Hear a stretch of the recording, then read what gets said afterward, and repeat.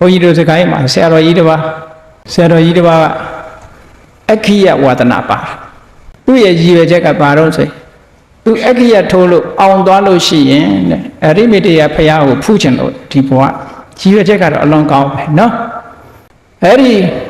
ရွှေတို့ဘာတို့ပေါ့လေဗရာတို့သေသွားလို့ရှိရင်အဲ့ဒါစားပြီးတော့ရုပ်ကိုပြောင်းပြီးတော့အသက်ကိုအရိမတေယဖရာမှီသည်ထိအောင်သူ့ရုပ်ခန္ဓာကိုသူထိန်းထားနိုင်မယ်လို့ဒီလိုယူဆတယ်အဲ့ဒီလိုယုံကြည်ချက်နဲ့လုပ်အဲ့ဆရာတော်ကြီးတနေ့ကျတော့မကြမ်းမဖြစ်တော့ဘုန်းကြီးကသွားပြီးတော့မေးတာပေါ့ယဉ်နေတဲ့ဆရာတော်ကြီးပေါ့သွားမေးတဲ့အခါဆရာတော်ကြီးကအဲ့ရထဲမှာပက်လက်ကလေးဘုန်းကြီးတို့နဲ့တော့မင်းနဲ့ငါနဲ့ယဉ်နီးပြောတာပေါ့ငါကွာတဲ့ဒီဓာတ်လုံးလေးတွေအင်းလေးတွေအားကိုးပြီးတော့ငါအစာငတ်ခံမိလို့စားလို့စားတတိစားလို့စားတတ်လို့စားလို့စားနဲ့အငတ်ခံပြီးတော့ငါနှစ်ပေါင်းများစွာလှုပ်လာလဲရတာငါနေမကောင်းတော့နဲ့ဆရာဝန်ခေါ်ဆေးထိုးရတာပါပဲကွာ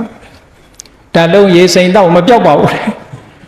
ဘေးမှာအထုပ်ကလေးချထားပြီးဆရာတော်ကြီးကအဲ့လိုညှိရှာငါဓာတ်လုံးရေစိမ်တော့မပြောက်ဘူးတဲ့ဆရာဝန်ခေါ်ဆေးထိုးလိုက်မှနည်းနည်းသက်သာသွားတယ်ပြီးတော့ဗာပြောတော့ဆိုအေးငါနလန်ထလို့နေကောင်းလာရင်တော့ဒီခါဖျားချိုက်တဲ့အလုပ်ပဲလုပ်ပါတော့မယ်ဒါတွေမလုပ်တော့နောက်တစ်လနှစ်လနေတဲ့အခါကျတော့ဆရာတော်ကြီးကျမ်းမာရေးသိအောင်ဆိုဘုန်းကြီးတစ်ခါသွားတော့ဘယ်ရောက်နေတော့ဆိုရှုခဲ့ပြန်လုပ်နေပြန်ဘုန်းကြီးကဟာဆရာတော်ဘယ်နဲ့ကြောင့်ဓာတ်ထလုပ်နေပြန်တာတော့ဆိုငါအောင်တော့မှာကွာမကြတော့ငါအောင်တော့မှာမကြတော့ဒါကြောင့်မို့လို့ငါလုပ်နေတာဩတက်တော့80ကျော်လောက်ကျတော့ပြန်တော်မူတော့ဘယ်အရိမိတရားတွေ့ရဟုတ်ကဲ့မြတ်စွာဘုရားကအတ္တနောအကာအကွယ်မရှိပါဘူးလို့ပြောထားတာဘာနဲ့ကာကွယ်မှာတော့အေးဘလောက်နီးကောင်းတဲ့သိပ္ပံပညာတွေနဲ့ပဲလှုပ်ဇလန်းနေတဲ့တော့ရေးကြတာပေါ့လေမအိုမနာမသေးတဲ့နေရာရှိတဲ့ရောင်မအိုမနာမသေးဆေးစားရင်မအိုမနာမသေးရှိတဲ့ရောင်နဲ့ရေးကြတာပေါ့ဇလန်းအနေနဲ့တော့ဖတ်ကောင်းတာပေါ့တကယ်ရောရှိရလားရှိနိုင်ဘူး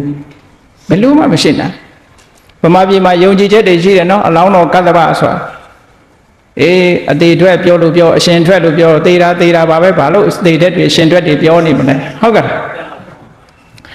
အေးဒါကြောင့်မလို့လူရဲ့သဘာဝကိုမြတ်စွာဘုရားအတ္တနောရွေ့ရှားနေတဲ့အရာကြီးတစ်ခုကိုမင်းထိန်းထားလို့မရဘူးတဲ့ protection လုပ်လို့မရဘူးလို့ပြောတာနော်ဆုပ်ကင်ထားလို့မရဘူးကားသာမောင်းနေလို့ရှိရင်ရက်ထားလို့ရကောင်းရမှာ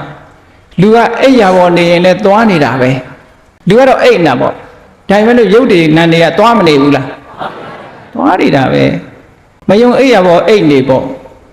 အိုးချိန်တန်အိုသွားမှာပဲဟုတ်ကဲ့ရက်နေတာမဟုတ်ဘူးသွားနေတာအဲ့သွားနေတာကြီးကိုမသွားရအောင်ဘယ်သူကထိန်းလို့မရဘူးတဲ့မြတ်စွာဘုရားအတ္တ